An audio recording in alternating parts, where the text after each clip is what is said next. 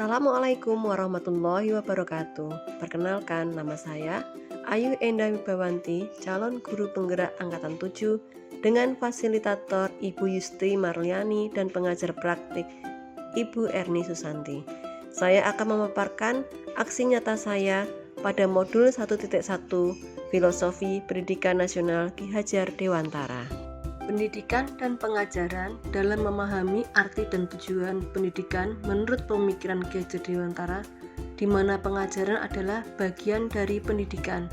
Pengajaran merupakan proses pendidikan dalam memberi ilmu yang bermanfaat untuk kecakapan hidup anak secara lahir maupun batin.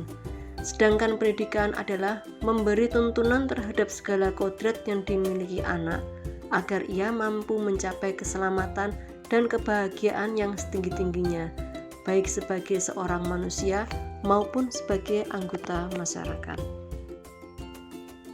Dalam proses menuntun, anak diberi kebebasan, namun pendidik sebagai pamong dalam memberi tuntunan dan arahan, agar anak tidak kehilangan arah dan membahayakan dirinya. Seorang pamong dapat memberikan tuntunan agar anak dapat menemukan kemerdekaannya dalam belajar. Ada 3 pokok dasar dari pemikiran Ki Hajar Dewantara dalam perkembangan pendidikan. Yang pertama yaitu pembelajaran berpusat pada murid, yang artinya anak dapat terpenuhi kebutuhannya dalam mendapatkan pendidikan. Pembelajaran yang berpusat pada anak berupaya untuk memfasilitasi seluruh aspek perkembangan anak agar dapat tercapai secara optimal. Pembelajaran disesuaikan pada kebutuhan, bakat, minat, dan potensi yang dimiliki anak, dan dengan kegiatan yang menyenangkan, sehingga anak akan merasa nyaman dan bahagia dalam belajar. Yang kedua, pendidik menuntun kodrat anak. Pendidik menuntun anak untuk mencapai kekuatan kodratnya sesuai dengan kodrat alam dan kodrat zaman. Kodrat alam yaitu berkaitan dengan sifat dan bentuk serta kultur budaya yang mempengaruhi di mana anak berada. Sedangkan kodrat zaman yaitu perubahan yang selalu terjadi dengan kondisi yang terus berubah sesuai waktu dan keadaan. Bila melihat dari kodrat zaman, pendidikan saat ini menekankan pada kemampuan anak untuk memiliki keterampilan abad 21. Didiklah anak-anak dengan cara yang sesuai dengan tuntunan alam dan zamannya sendiri. Dasar pokok pemikiran dari Ki Hajar Dewantara dalam perkembangan pendidikan yang ketiga adalah trilogi pendidikan. Apabila kita mendengar nama Ki Hajar Dewantara, kita akan ingat kepada semboyan darinya, yaitu ing ngarsa sung tulodo, ing madya mangun karsa, tut wuri handayani. Ing ngarsa sung tulodo dimaknai dengan di depan memberi teladan. Peranan guru sebagai teladan bagi peserta didiknya. Ing madya mangun karsa dalam artian sebagai pendidik di tengah membangun semangat dan memotivasi bagi murid dengan memposisikan sebagai teman sehingga anak merasa nyaman. Yang berikutnya adalah tut wuri handayani, mempunyai makna di belakang memberi dorongan.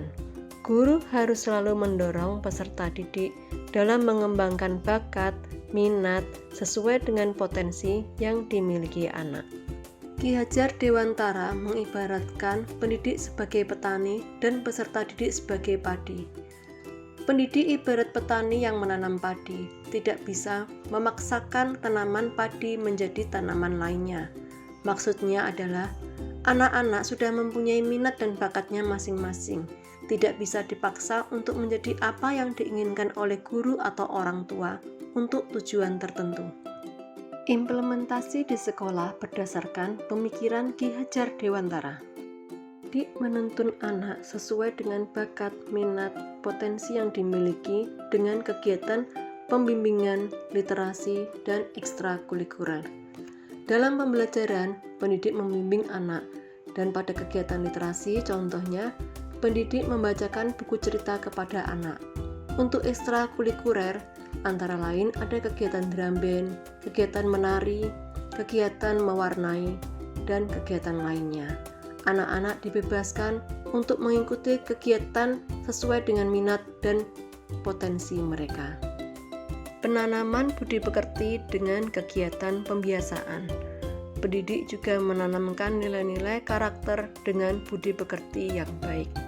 Budi pekerti merupakan keselarasan atau keseimbangan hidup antara cipta, rasa, karsa, dan karya. Budi pekerti melatih anak untuk memiliki kesadaran diri yang utuh untuk menjadi dirinya atau kemerdekaan diri dan kemerdekaan orang lain. Di sekolah kami menerapkan 5S, yaitu senyum, salam, sapa, sopan, dan santun. Ada juga pembiasaan untuk berdoa sebelum dan sesudah kegiatan, membersihkan lingkungan sekolah, membantu teman, dan kegiatan sholat duha. Selanjutnya adalah kegiatan pembelajaran. Perencanaan pembelajaran yang bervariatif dengan memanfaatkan teknologi dan alam sekitar berdasarkan karakteristik murid serta mengaitkan materi dengan kehidupan nyata, sehingga pembelajaran akan lebih bermakna dan menyenangkan bagi murid. Demikian pemaparan saya. Terima kasih. Assalamualaikum warahmatullahi wabarakatuh. Salam dan bahagia.